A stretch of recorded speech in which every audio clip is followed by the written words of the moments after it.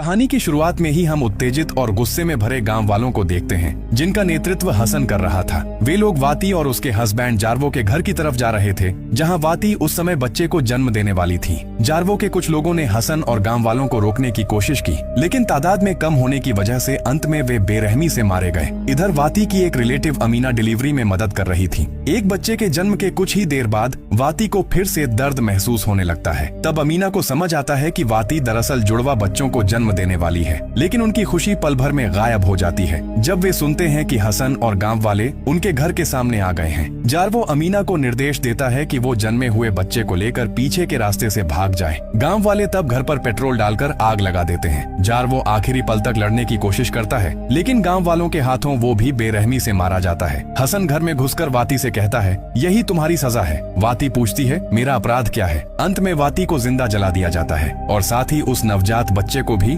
जिसने अभी अभी इस क्रूर दुनिया को देखा था। सीन कट होकर कुछ साल बाद का एक गर्ल्स बोर्डिंग स्कूल दिखाया जाता है। वहाँ सारा और अजीजा को देखा जाता है। छुट्टियों के समय सारा सोच रही है कि वो कहाँ जाएगी, क्योंकि उसके माता पिता नहीं हैं। अजीजा कहती है कि वो छुट्टियों में अपने पिता के घर जाएगी। रात में बैग पैक करते समय अजीजा सारा को अपने साथ चलने का प्रस्ताव देती है, लेकिन सारा मना कर देती है, क्योंकि वो अजीजा को तकलीफ नहीं देना चाहती। वो तय करती है कि वो इसी बोर्डिंग स्कूल में ही रहेगी। रात के वक्त सारा अचानक जाग जाती है। उसे एक महिला के रोने की आवाज सुनाई देती है। वो जाकर देखती है कि एक महिला गोद में बच्चे को लिए खड़ी है। जैसे ही महिला मुड़ती है, सारा चौंक कर उठ जाती है। अजीजा उसे शांत कराती है और कहती है कि दुआ पढ़ो। अगले दिन सुबह बोर्डिंग स्कूल के सब स्टूडेंट अपने अपने घर के लिए निकल पड़ते हैं। अजीजा भी उनके साथ जाती है। उसे लेने उसका पिता आता है, जो और कोई नहीं वही हसन है, जिसे कहानी की शुरुआत में देखा गया था। सारा अकेले खड़े होकर देखती है कि सब अपने परिवार को गले लगाकर विदा ले रहे हैं, लेकिन उसका कोई नहीं है। यह सोचकर ही उसका मन बहुत उदास हो जाता है। तब उसकी टीचर मिस उम्मी उसे दिलासा देते हुए कहती हैं, तुम चाहो तो कुछ दिन हमारे घर रह सकती हो, जब तक सब वापस नहीं आ जाते। यह सुनकर सारा बहुत खुश होती है, क्योंकि अब कम से कम वो अकेली नहीं रहेगी। वो कहती है, मैं पहले अपना बिस्तर थोड़ा ठीक कर लूं। उसी रात नमाज खत्म करके सारा अचानक एक महिला की आवाज सुनती है, जैसे कोई उसे बुला रहा हो, चलो घर चलो। वो मुड़कर देखती है तो वहाँ कुंतिलानक की सोल खड़ी है। पल भर में वो सोल सारा पर झपट पड़ती है।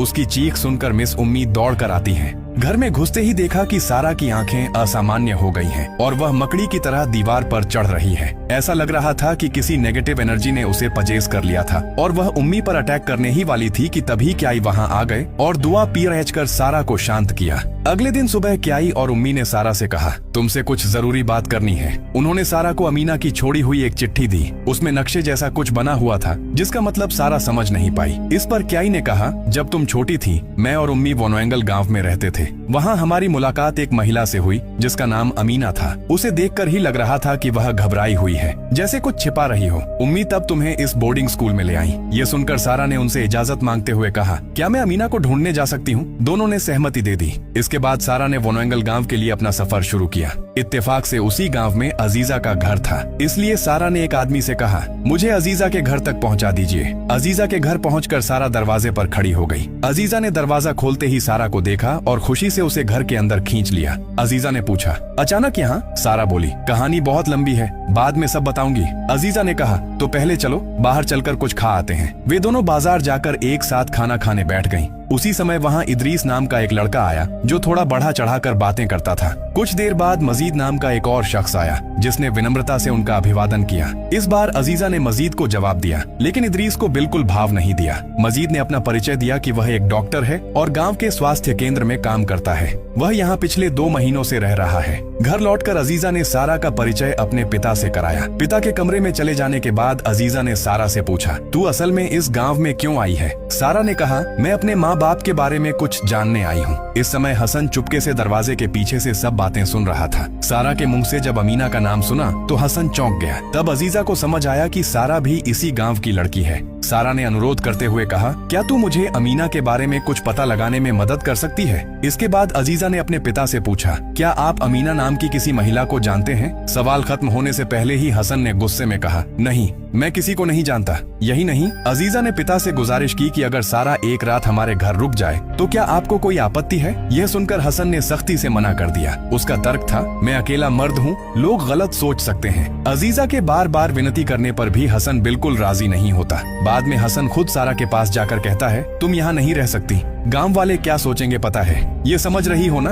इसके बाद अजीजा सारा को लेकर निकलती है कहीं और रहने की जगह ढूंढने। उसे याद आता है कि गांव की पुरानी मस्जिद के पास एक छोटा सा वीरान घर है, वहाँ सारा कुछ समय के लिए रह सकती है। वहाँ पहुँचने के बाद अजीजा कहती है, आज रात मैं तेरे साथ यहीं रहूंगी। लेकिन कुछ ही देर बाद हसन वहाँ आ जाता है। वो अजीजा को घर वापस जाने के लिए कहता है, इसलिए अजीजा मजबूर होकर घर लौट जाती है। अगले सीन में इदरीस और उसके दोस्त कायो को देखा जाता है। वे साथ में पुतू खा रहे थे। अचानक वे नोटिस करते हैं कि पुतू बेचने वाला गायब हो गया है। जैसे ही वे पीछे मुड़कर देखते हैं, उन्हें एक भयानक कुंतिलानक उनकी तरफ घूरते हुए दिखाई देती है। डर के मारे वे दोनों दौड़कर भाग जाते हैं। इदरीस और कायो भागकर हसन के घर जाते हैं और पूरी घटना बताते हैं। पहले तो हसन उनकी बात को हवा में उड़ा देता है, सोचता है कि वे झूठी कहानी सुना रहे हैं। लेकिन जब वे कहते हैं कि आत्मा दिखने में बिल्कुल वाती जैसी थी, तब हसन घबरा जाता है। हसन कायो को निर्देश देता है, तुम सारा पर नजर रखो। लेकिन उसे पता ही नहीं चलता कि उसकी बेटी अजीजा चुपके से घर से बाहर निकल रही है। दूसरी तरफ सारा दूर से एक लड़की के रोने की आवाज सुनकर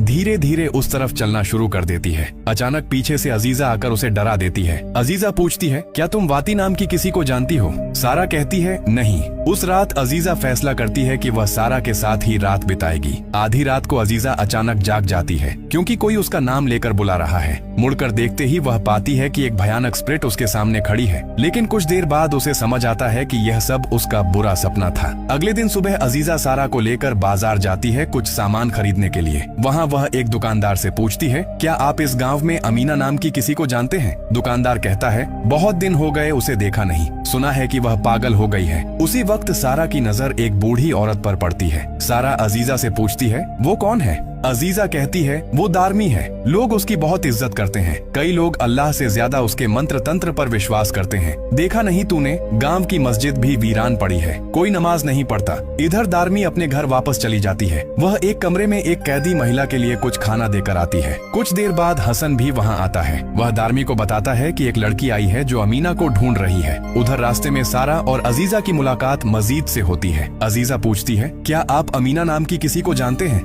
मजीद कहता है, नहीं, लेकिन मैं गांव के हॉस्पिटल के रिकॉर्ड चेक करके देख सकता हूँ। वे तीनों स्वास्थ्य केंद्र जाते हैं। अजीजा पूछती है, कुछ मिला? मजीद सिर हिलाकर कहता है, नहीं, अमीना नाम के किसी मरीज का रिकॉर्ड यहाँ नहीं है। ठीक तभी हसन वहाँ पहुँच जाता है और जबरदस्ती अजीजा को खींचकर घर ले जाता है। सारा को अकेला देखकर मजीद कहता है, मैं तुम्हें घर तक छोड़ देता हूँ। उधर घर पर अजीजा रो रही है। वह समझ नहीं पा रही है कि उसके पिता सारा से इतनी नफरत क्यों करते हैं। उसे सारा के लिए दुख होता है क्योंकि सारा तो जन्म से अकेली है। उसके माँ बाप कौन है यह भी वह नहीं जानती। इस समय हसन दलील देता है, इसी वजह से मैंने उससे मेलजोल रखने के लिए मना किया है, उसकी पहचान का पता नहीं है। इधर मगरिब के वक्त मजीद मस्जिद में अजान देना शुरू करता है। अचानक पूरा गांव चौंक उठता है क्योंकि कई सालों बाद यह अजान सुनी गई थी। दारमी गुस्से में चिल्लाकर कहती है, कौन है वो जानवर, किसने अजान देने की हिम्मत दिखाई? दारमी गुस्से में कायो और इदरीस को आदेश देती है, जाओ ढूंढ निकालो कि किसने इतनी हिम्मत दिखाकर मस्जिद में अजान दी। इधर अजान खत्म होने पर मजीद सारा से कहता है,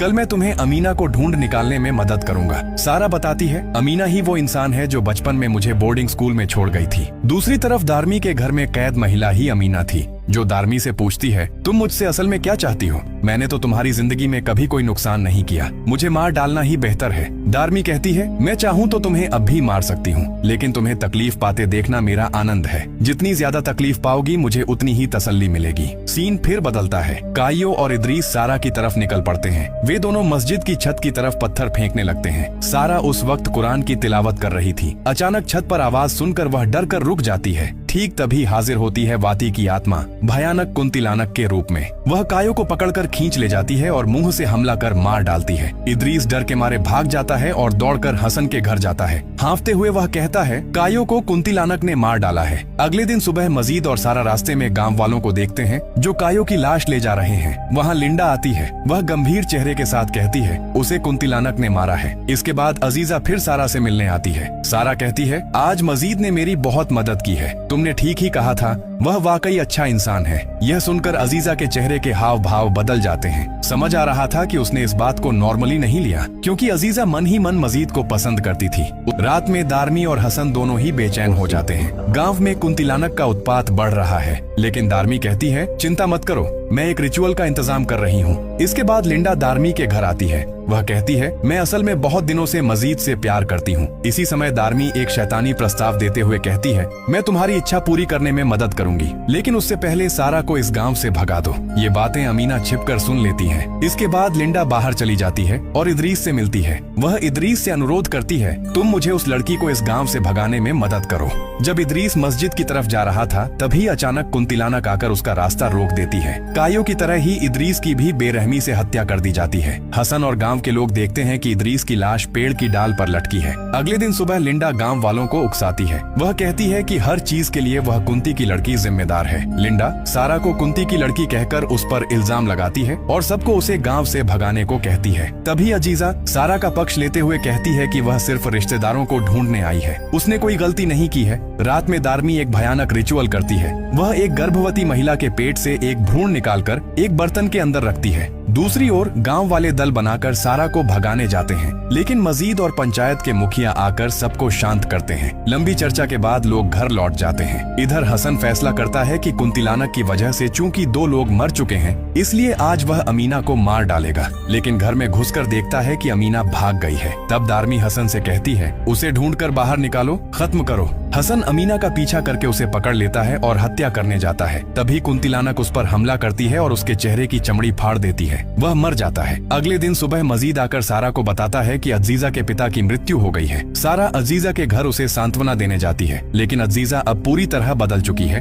वह सारा को कुंती की लड़की कहकर गाली देती है। रात में दारमी उस भ्रूण को खा लेती है, क्योंकि उसे समझ आ चुका है कि कुंतिलानक का अगला शिकार वह खुद है। दूसरी तरफ अमीना कब्रिस्तान में बैठकर रो रही थी। सारा के अपना नाम बताने के बाद अमीना कहती है, मुझे माफ कर दो, मैं तुम्हें प्रोटेक्ट नहीं कर पाई। वह कहती है, मैं ही अमीना हूँ। फिर अमीना सारा को अतीत की सारी घटनाएं खुलकर बताती है। एक समय वाती ही इस गांव की सबसे सुंदर लड़की थी। सब उसे पसंद करते थे, इसलिए दारमी और हसन उससे नफरत करते थे। दारमी गांव वालों को वाती और जारवो को मार डालने के लिए उकसाती है। दारमी यह सहन नहीं कर पा रही थी कि जारवो और वाती खुशी से जीवन बिता रहे हैं। हसन भी अंदर ही अंदर बदले की आग में जल रहा था, क्योंकि वाती ने उसके प्यार को ठुकरा दिया था। आखिरकार वे दोनों मिलकर भयानक तरीके से वाती और जारवो की हत्या कर देते हैं। यह सब सुनकर सारा फूट फूट कर रोने लगती है और कब्र के पास खड़ी उसकी माँ की सोल चुपचाप अपनी बेटी को देख रही थी। जब वे कब्रिस्तान छोड़कर जा रहे थे, तभी अचानक दारमी वहाँ हाजिर हो जाती है और उन दोनों को मार डालना चाहती है। ठीक तभी कुंतिलानक दारमी को मार देती है। दारमी को दारमी के बाल बांधने वाली स्टिक से मारा गया था, जिसे कोई हटा देता है। अगले दिन सुबह सारा अमीना को धन्यवाद देती है और कहती है कि वह बोर्डिंग स्कूल लौट जाएगी। इसके बाद मजीद सारा को छोड़ने जाता है। दूर से अजीजा उन्हें देख रही थी और अपने बालों से एक स्टिक निकालती है, यानी और कोई नहीं बल्कि अजीजा ने ही वह स्टिक हटाई थी। इसी के साथ यह मूवी यहीं खत्म हो जाती है।